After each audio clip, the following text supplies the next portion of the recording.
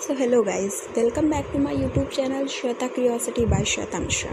तो आज हम बात करेंगे कनबरे वीज़ा में जो ज्वालामुखी विस्फोट हुआ। तो आइए हम इस पर थोड़ी सी रोशनी डालते हैं। तो यह विस्फोट हाल ही में स्पेन के कनबरे वीज़ा ज्वालामुखी में विस्फोट हुआ था। तो यह विस्फोट रविवार को 3.8 की तीव्रता का भूकंप आया था और भूकंपीय गतिविधि की कंपन सतह पर महसूस की गई थी। ज्वालामुखी जोखिम रोकथाम योजना की वैज्ञानिक समिति ने कहा कि भूकंप के तेज झटके आ सकते हैं, जिससे कि इमारतों को, मंजिलों को नुकसान पहुंच सकता है। और वैज्ञानिकों विशेषज्ञों ने ये भी कहा कि अटलांटिक द्वीप के दक्षिण पश्चिमी तट के एक हिस्से से पहाड़ों से चट्टानों को नीचे गिरने का अंदेशा भी है। और अगर हम बात करें तो यह ज्वालामुखी कैनरी द्वीप समूह के ला पलम्पा द्वीप पर सक्रिय था। इस भयावह विस्फोट का लावा अब विश्वव्यापी इलाकों तक फैल चुका है। और अगर हम बात करें तो ज्वालामुखी फटने से पहले ही स्पेन सरकार द्वारा द्वीप खाली करवा लेने से जान माल और नुकसान बहुत कम हुआ। इससे पहले इसमें आखिरी विस्फोट 1971 में हुआ था। ऐसा विस्फोट 1971 में देखा गया था। उसके बाद ये अब 2021 में दिखाई दिया है। और आपको हम ये भी बता दें कि 85,000 की आबादी वाला ला पलम्पा द्वीप कैनरी द्वीप समूह के 8 द्वीपों में से एक है। दरअसल ज्वालामुखी उस छिद्र या उस दरार को कहा जाता है जिससे होकर पृथ्वी के भूगर्भ से गैस, जलवाष्प, तरल, लावा आदि धरातल पर पहुँचते हैं एंड पृथ्वी के आंतरिक भाग में सजीव अनावश्यक अत्यधिक ऊर्जा ज्वालामुखियों द्वारा बाहर निकाल दी जाती है। इसी कारण इन्हें पृथ्वी का सुरक्षा वाल भी कहते हैं। और अगर हम आपको बताएं कि ज्वालामुखी के मुख्य प्रकार कौन से होते हैं कि या फिर ज्वालामुखी कितने टाइप्स की होती है, तो ज्वालामुखी मैक्सिमम 3 टाइप्स की होती है: जागृत ज्वालामुखी, प्रसुप्त ज्वालामुखी और निष्क्रिय ज्वालामुखी।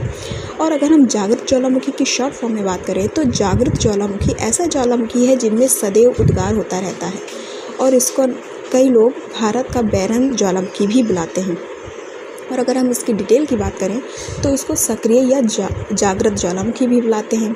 और भूवैज्ञानिकों ने सक्रियता को लेकर मतैक्य नहीं है कि लेकिन अगर कोई ज्वालामुखी वर्तमान में फट रहा हो या उसके जल्द ही फटने की आशंका हो या फिर उसमें गैस गिरने या रिसने या धुआं या लावा उगलने या भूकंप आने जैसी सक्रियता हो तो उसे चिट हो तो उसे सक्रिय माना जाता है।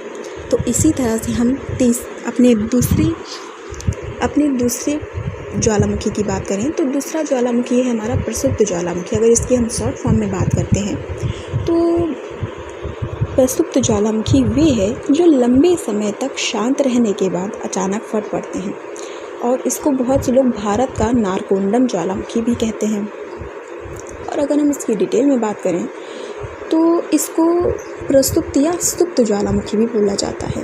वैज्ञानिकों में मृत मतलब कि एक्सटिंक्ट और सुप्त मतलब कि डोरमेंट ज्वालामुखियों में अंतर बता पाना कठिन है। लेकिन अगर मानवीय स्मृति में कोई ज्वालामुखी कभी इतिहास में बहुत पहले फटा हो तो उसे सुप्त ही माना जाता है, लेकिन मृत नहीं। बहुत से ऐसे ज्वालामुखी हैं जिन्हें फटने के बाद एक और विस्फोट के लिए दबाव बनाने में लाखों साल गुजर जाते हैं।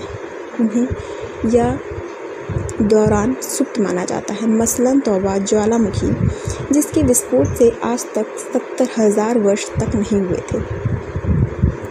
एंड अगर हम तीसरे ज्वालामुखी की बात करें तो तीसरा ज्वालामुखी होता है निष्क्रिय ज्वालामुखी। निष्क्रिय ज्वालामुखी अगर हम शॉर्ट फॉर्म में इसकी बात करते हैं तो निष्क्रिय ज्वालामुखी वे हैं जिनमें एक बार उद्गार होने के बाद से दोबारा उद्गार नहीं हुए हैं। एंड अगर इसकी हम डिटेल में बात करें तो इसको मृत ज्वालामुखी भी बोलते हैं। यह वे ज्वालामुखी होते हैं जिनके बारे में वैज्ञानिकों की अपेक्षा है कि वह फटेंगे नहीं।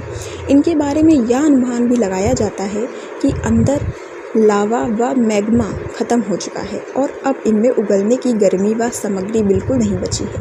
अगर किसी ज्वालामुखी के कभी भी विस्फोटक प्रकार की सक्रियता की गई तो कोई भी घटना की स्मृति नहीं हो तो अक्सर उसे मृत समझा जाता है।